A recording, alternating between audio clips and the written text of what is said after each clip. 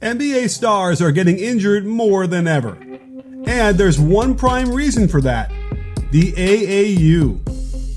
If you ever pursued your dream of making it to the NBA, you tried out for AAU basketball.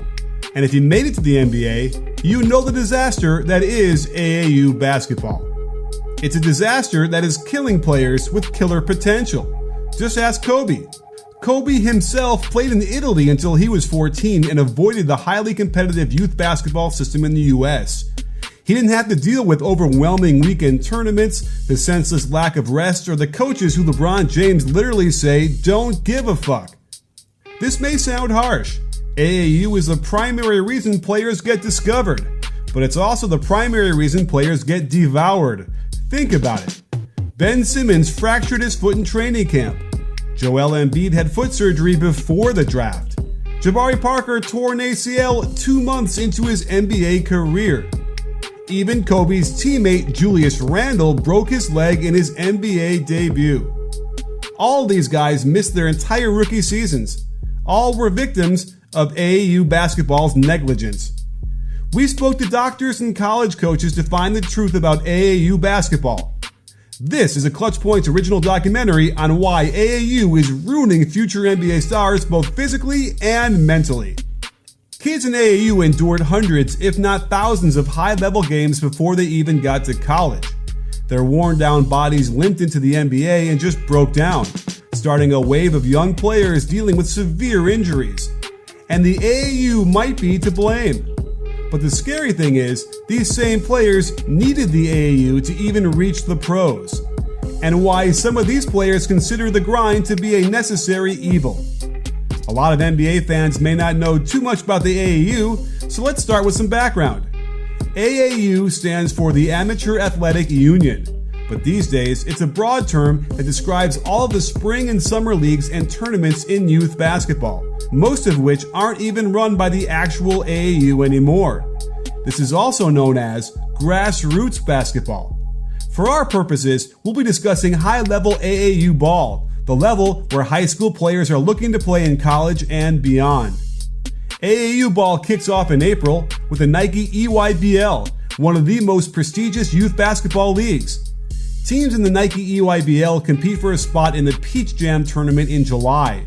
It's at Peach Jam that big-name college coaches like Tom Izzo or Coach K are in the stands. Adidas does the same exact thing, running a league that ends with the Adidas Super 64 tournament in Vegas. It's estimated that 100 college coaches are there for each game of the tournament. Under Armour has a whole circuit as well.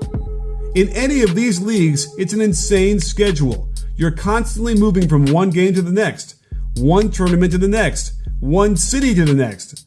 But it's necessary to get a D1 scholarship. For elite high school players, the goal is exposure. They need to be seen in order to get a scholarship offer from a college.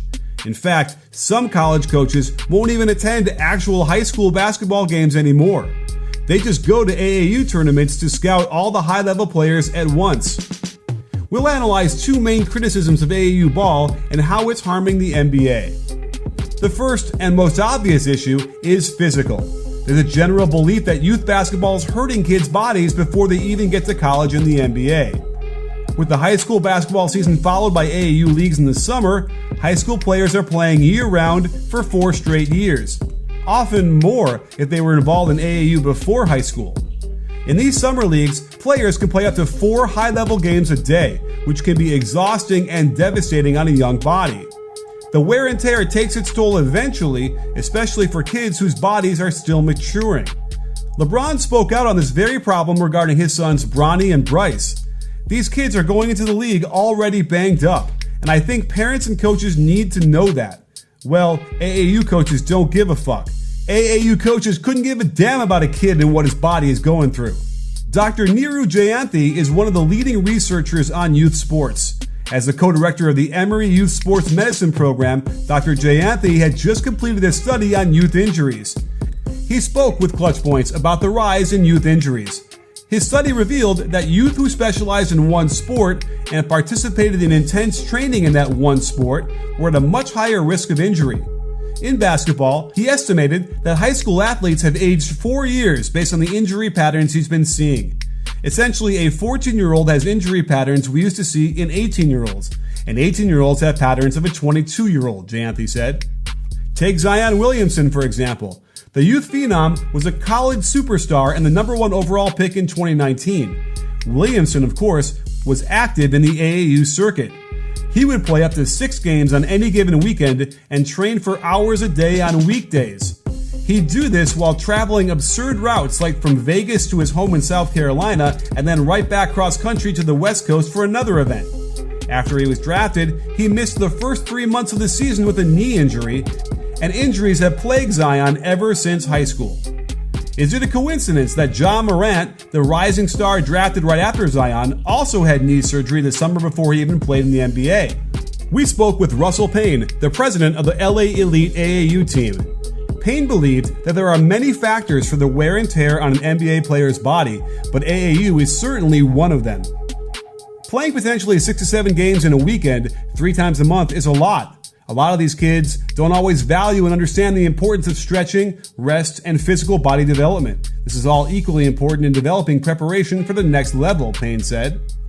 The physical demands of the system naturally leads to a big problem in the NBA, an increase in injuries to young players.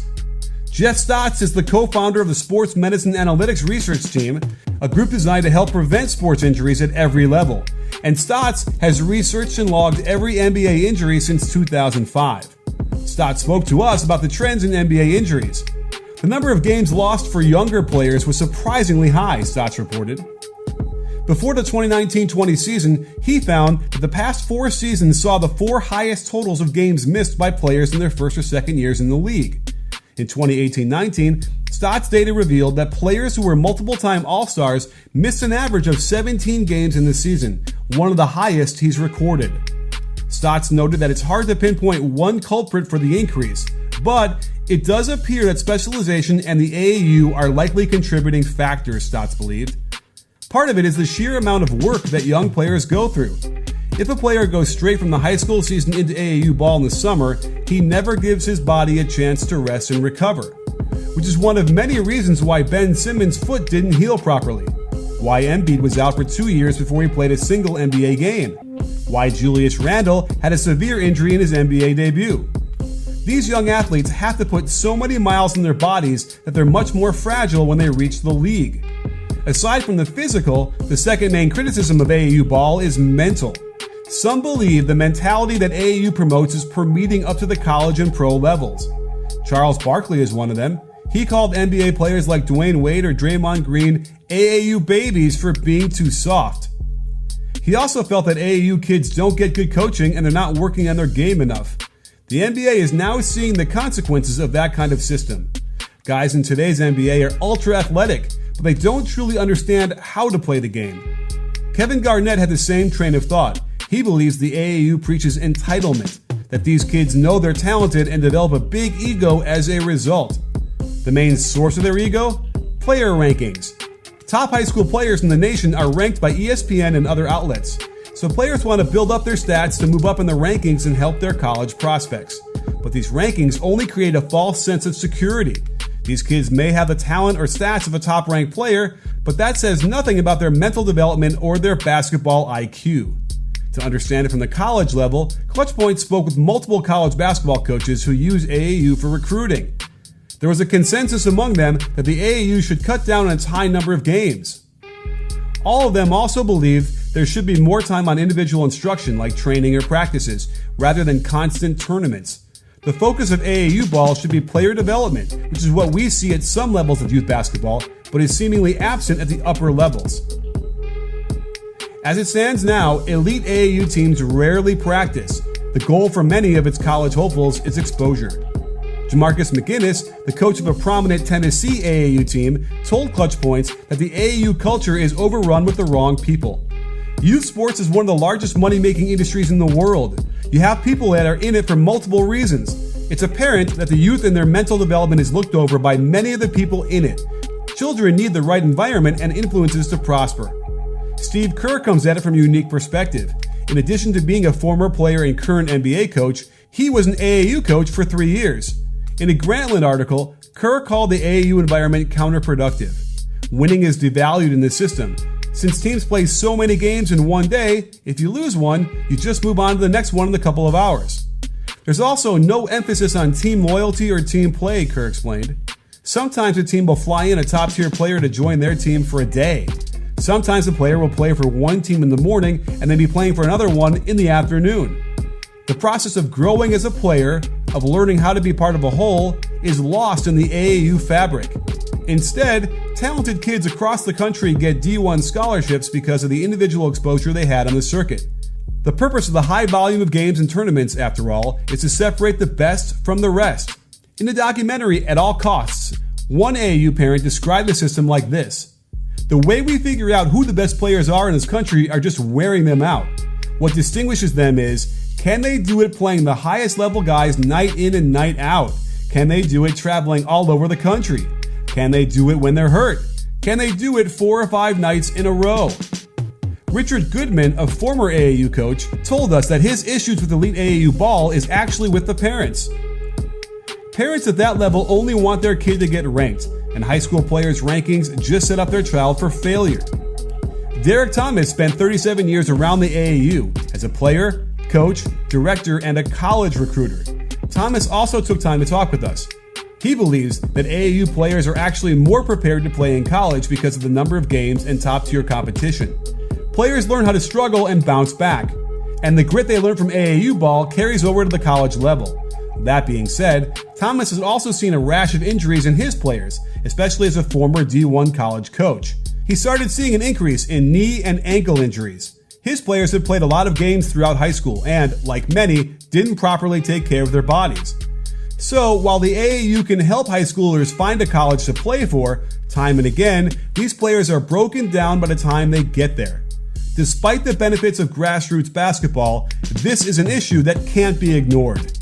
Recently, injuries to young NBA stars seem like a never-ending train of one after the other, and youth basketball seems to be the engine. But the new crop of future NBA stars might finally be able to buck that trend. Jalen Green was ESPN's top-ranked high school player in the class of 2020, and he'll be going to the G League Select program instead of the traditional college route, the first to make that decision. The NBA and the G League are now offering a new alternative for graduating high schoolers. In this special program, Green would have a paid salary playing for a G League team. The goal is to assimilate players into the NBA's culture. This select team would be playing just 10 to 12 games against G League teams. Green would have veteran pro players as teammates to mentor him, and all the games they play wouldn't even count for anything. Green also has incentives in his contract for going to community events and attending a life skills program. In some ways, it seems like this new G League program is trying to undo all of the harms of AAU basketball. More rest for a young player like Green, a strong emphasis on developing his game, and learning life skills in the process. The AAU could take a page or two from that. But because youth basketball is a multi-million-dollar industry, the AAU system isn't likely to change, and will keep ushering in overworked, overused young players into colleges and the pros. For any young hooper, it takes everything they've got to make it in the NBA. But in this system, they have to give everything they've got just to get there.